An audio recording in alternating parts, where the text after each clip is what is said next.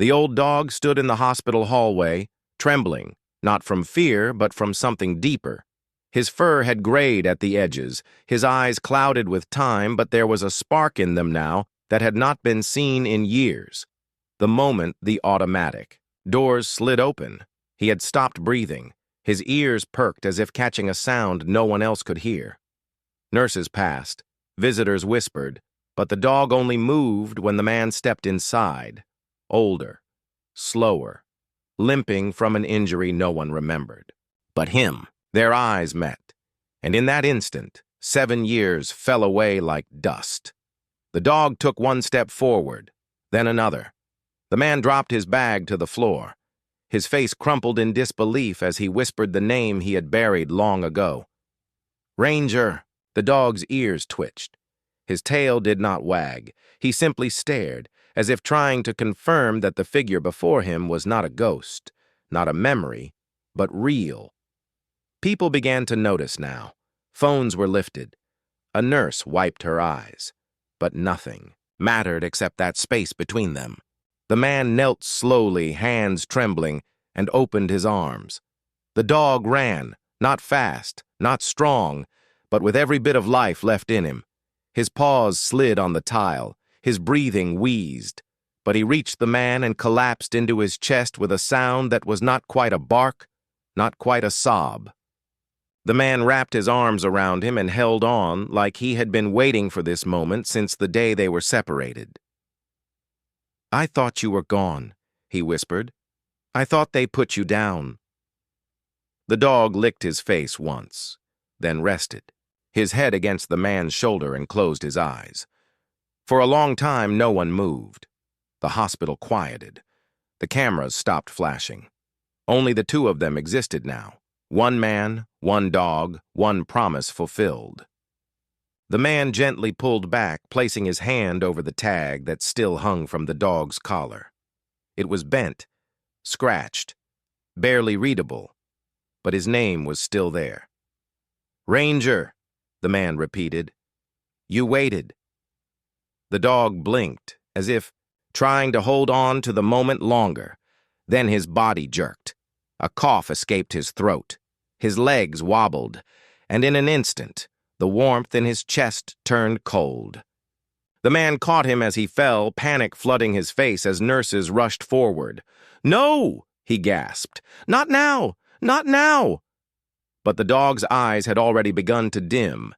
He had waited 7 years to see the man who once saved him. But something had been broken for too long. And now, as the room filled with silence, the man realized this reunion might have come one day too late. The emergency room lights hummed above him, casting a cold glow on the tile where Ranger now lay unmoving in his arms. Eli's voice cracked as he whispered the dog's name again, desperate to hold back the rising panic that surged like fire beneath his skin. Nurses surrounded them, their hands gentle but quick, lifting Ranger onto a stretcher with movements that mirrored both urgency and reverence. Eli followed, limping as he always did since that last deployment, his mind racing through 7 years of silence and regret. The hallway seemed longer than it should have been, and every step forward felt like a return to a place he had once promised himself never to revisit. 7 years earlier, Ranger had saved his life. It was supposed to be a simple search and rescue exercise in a flooded ravine just beyond the southern checkpoint. But the weather had turned without warning, and the bridge had given way beneath Eli's boots, sending him crashing into a current that did not forgive mistakes. Ranger had jumped in before anyone else moved. No hesitation, no command.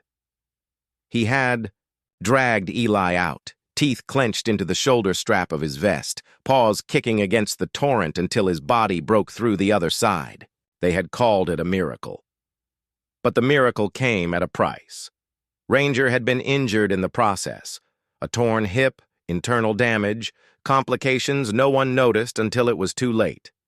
The unit vet filed a report, and 3 days later Eli returned to the base to find Ranger gone, shipped off, reassigned, lost in the shuffle of paperwork that came with the end of every mission. They told him nothing. They handed him a box of Rangers gear, a thank you letter, and a waiver to sign. And Eli signed it because his body was still broken and his voice no longer carried the weight to fight. But he never stopped looking. Years passed. Eli retired from service, moved 2 states north, and began volunteering at shelters where no one knew his name. He scanned every intake file. He looked for the scar above the left eye, the chipped tooth, the bent tag that always hung, too low. But he found nothing, until yesterday. A call had come through to the hospital. A stray had collapsed just outside the back door, thin, shaking, barely able to walk. The intake nurse had taken a photo, and Eli had nearly dropped the phone when he saw it. The fur, the eyes, the impossible familiarity that stopped his breath cold. He had not told anyone. He had driven there alone, through pouring rain and evening traffic, repeating the name like a prayer he did not dare finish. And now here he was, watching as the last thread of that bond unraveled on a stainless steel table. The vet worked in, silence. Fluids, oxygen, steady hands pressing into the dog's chest. But Eli saw it before anyone else did. The way Ranger's paw twitched, the way his nose moved, as if catching a scent even unconscious. His body still remembered. His heart still fought.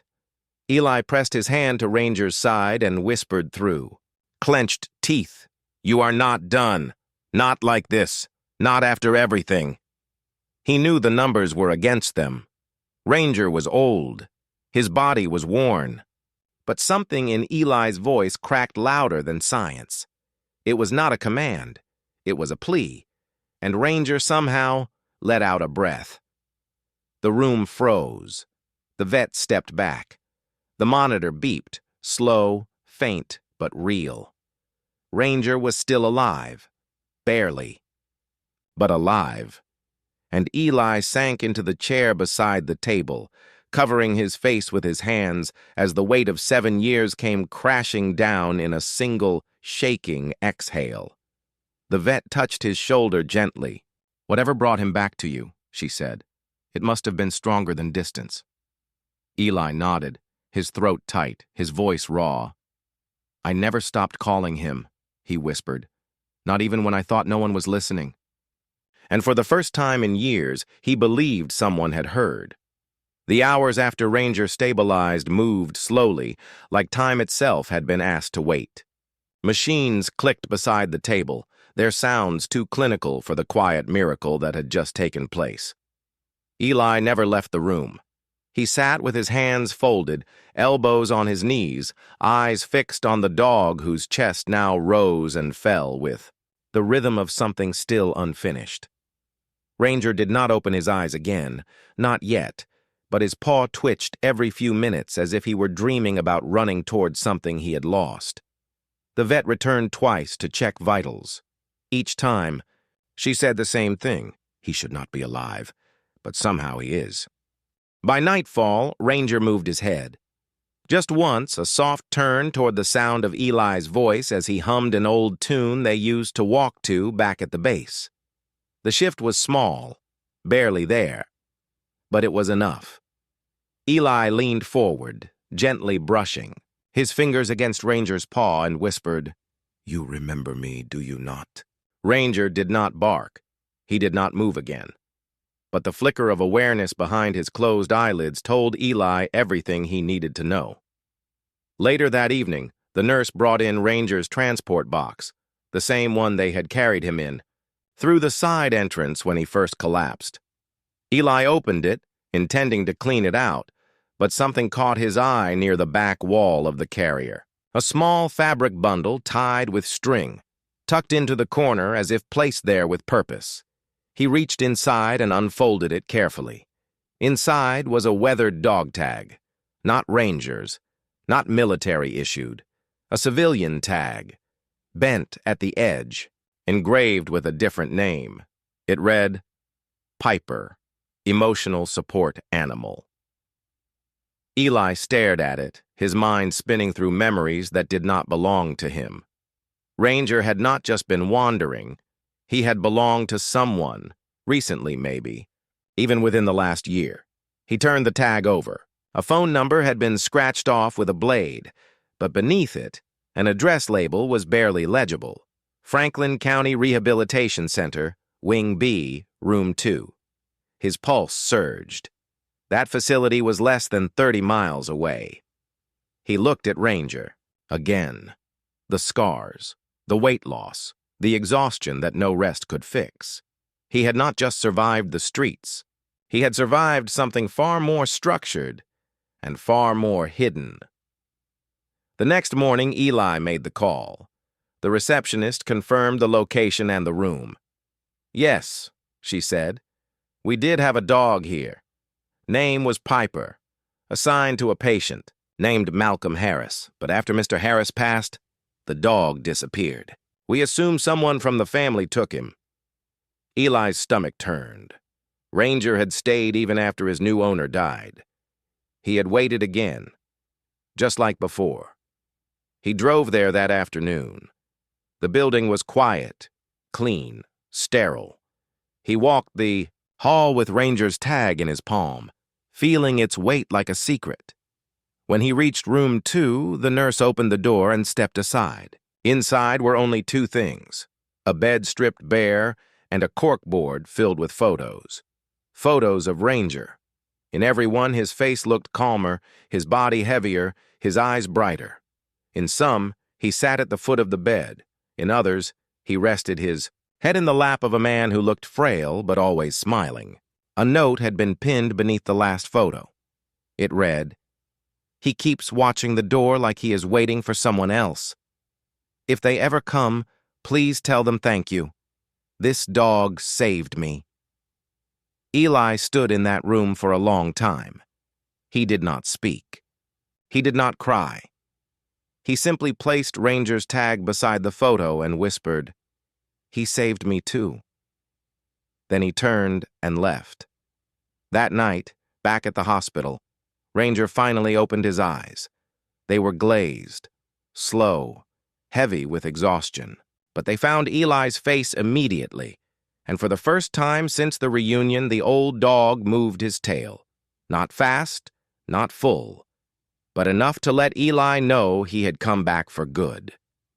Eli leaned forward, placed his forehead gently against Ranger's, and said softly, "I think I know where you went, and I think he would have wanted you to come home." They stayed like that for a while, man and dog, wrapped in silence, surrounded by machines and fading light. And though the room held no music, no applause, no celebration, Eli knew this was the rescue. Not the moment Ranger was pulled off the ground, not the heartbeat on the screen, but this breath, this reunion, this quiet confirmation that somehow, through all the years, Ranger had found a way back to the only name that ever meant forever. The room where Eli now sat felt colder than any place he had been since the jungle deployment, not because of the air, but because of the silence it carried. The corkboard still stood in the corner, every photo pinned precisely, untouched, since the man in the pictures had passed. Eli traced the images with his eyes, Ranger's face in each one, just slightly older, just slightly wearier, always next to the same man, Malcolm Harris. His name was written in the discharge log, listed without family, without surviving relatives, just a time of death and a note that said, "No, response to contact." But Eli saw more than absence on that page. He saw devotion. Ranger had stayed until the very end. The nurses told him later that the dog never once left the side of the bed, even when Malcolm no longer spoke, even when the machines stopped beeping. He had laid there in silence, nose pressed into the folds of a worn hospital blanket, body curled into the same spot where warmth had once lived. For 3 days, they had tried to move him. He refused. And then, sometime in the early morning, he slipped past the night staff, walked out through the maintenance door, and disappeared into the cold. The distance between that facility and the hospital where he collapsed was nearly 30 miles. Eli did the math again and again, trying to find another answer. But the truth remained steady. Ranger had walked it. Not in a single day, not in a straight line, but with the kind of focus that only grief could create. He had walked because something in him remembered. Something in him still needed closure. Eli knew that kind of ache. He had lived with it for years. And now, staring into the face of a dog who had waited beside two beds and watched two people disappear, he realized that Ranger had never really stopped being a rescuer. The medical staff gave Ranger a few days of quiet recovery. He was given fluids, medication, a heated bed, and supervised rest. He regained weight slowly, and his movements became less shaky with each passing sunrise.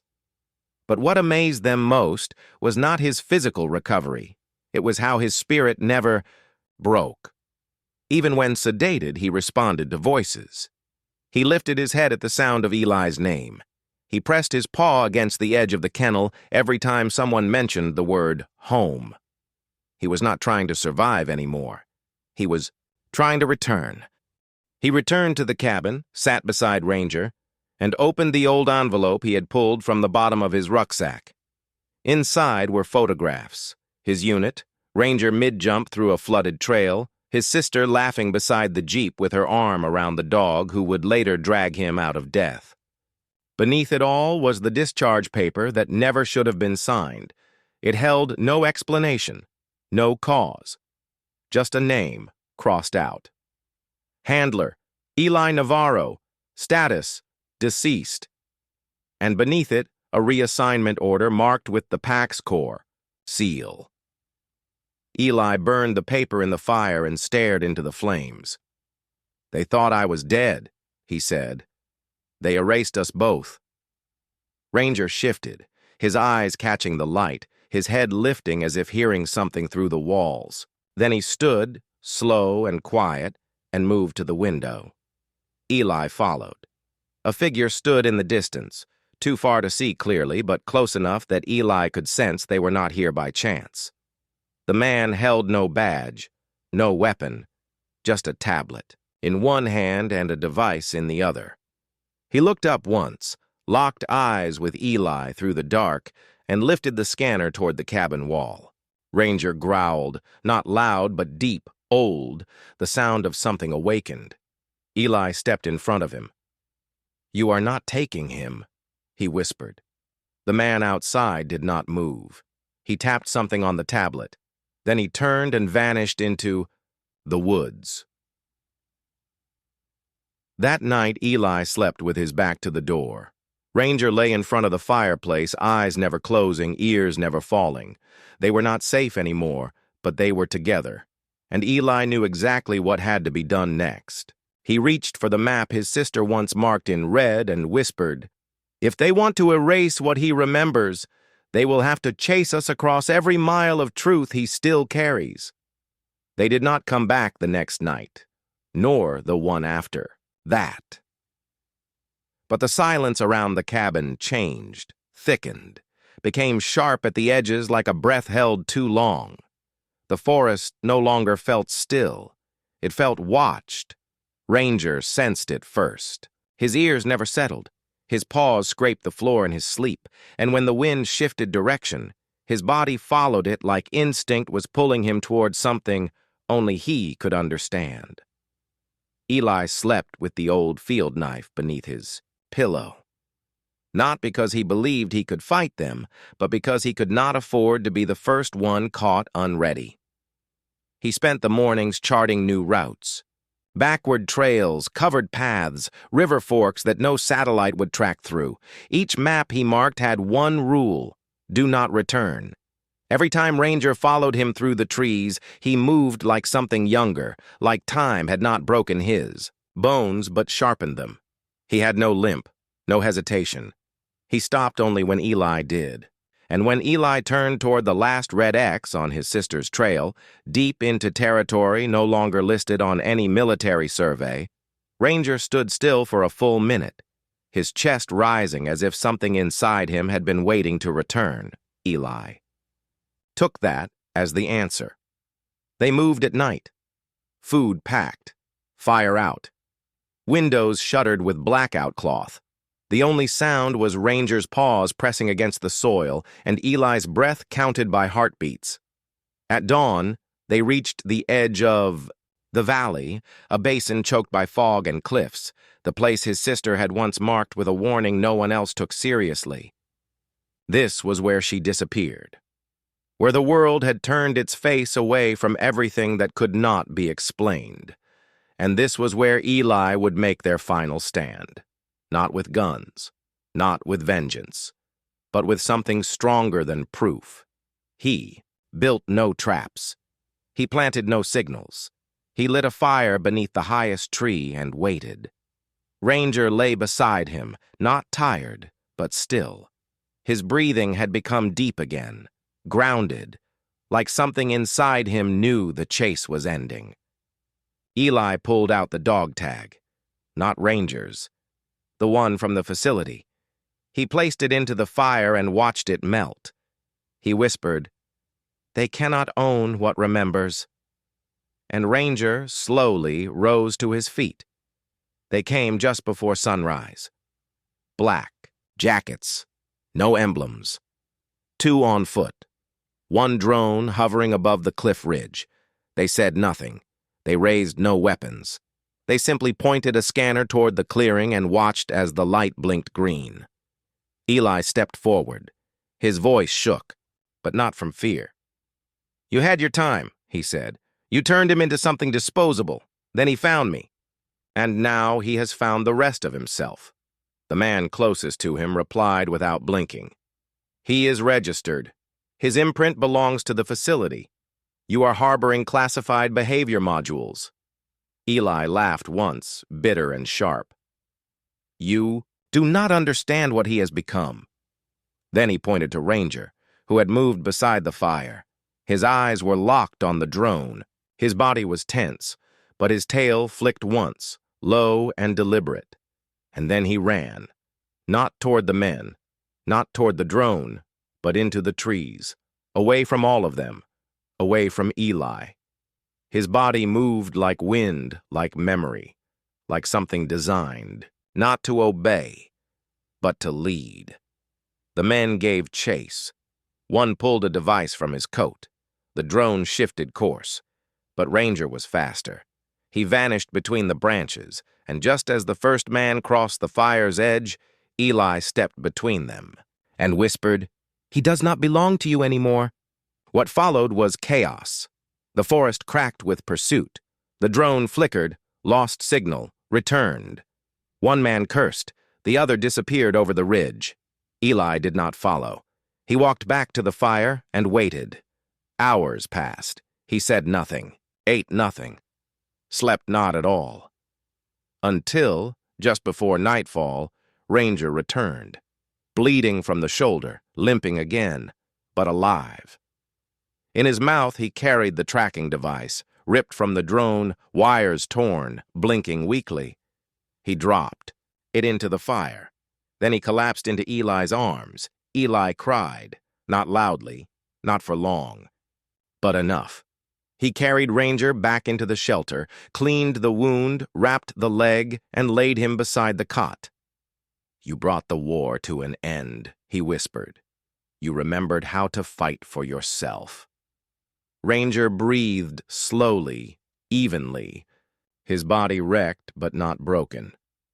And that night, as the fire cracked low and the forest sighed beneath the stars, Eli finally let go of the weight he had carried since the moment the base declared him dead.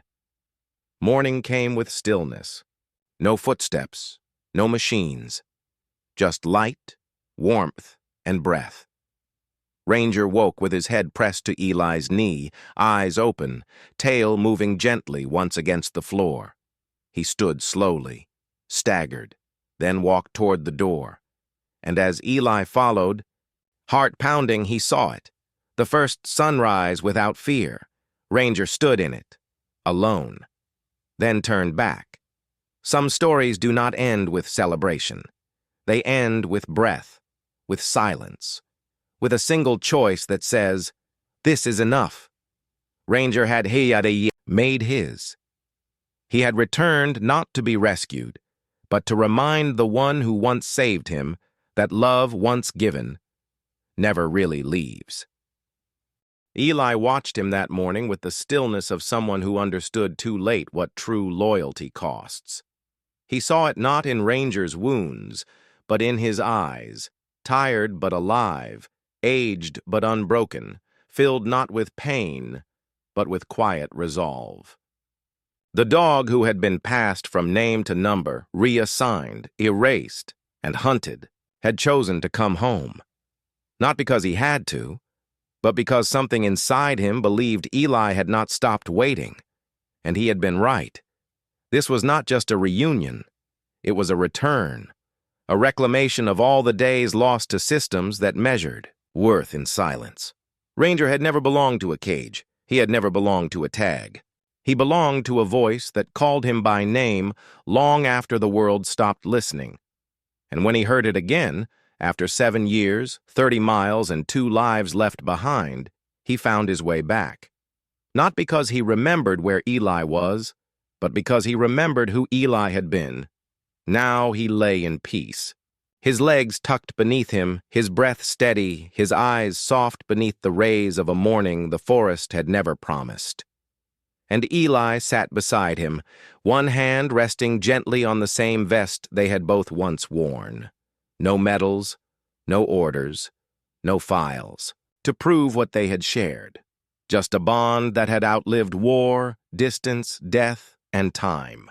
The kind of bond no scanner could measure. The kind no system could erase. There are others like Ranger. Dogs who served without ever being saluted. Animals who waited by fences, by gates, by doors that never opened again. Forgotten not by accident, but by design. Somewhere right now, one of them is still listening for the sound of footsteps that mean safety. One of them is still guarding a memory the world no longer honors. And one of them, just one, might still be waiting for you. So if this story moved something in you, do not let it fade. Take it with you, into the shelter, into the street, into the silence where the old ones lie waiting. Choose the dog who watches not with hope, but with endurance. The one who no longer asks to be rescued, but deserves it anyway. Because sometimes the greatest heroes wear scars no one speaks of. And sometimes the greatest love stories end not in survival, but in recognition. Some return for food, some return for shelter, but a few, just a few, return for the one who never stopped calling their name.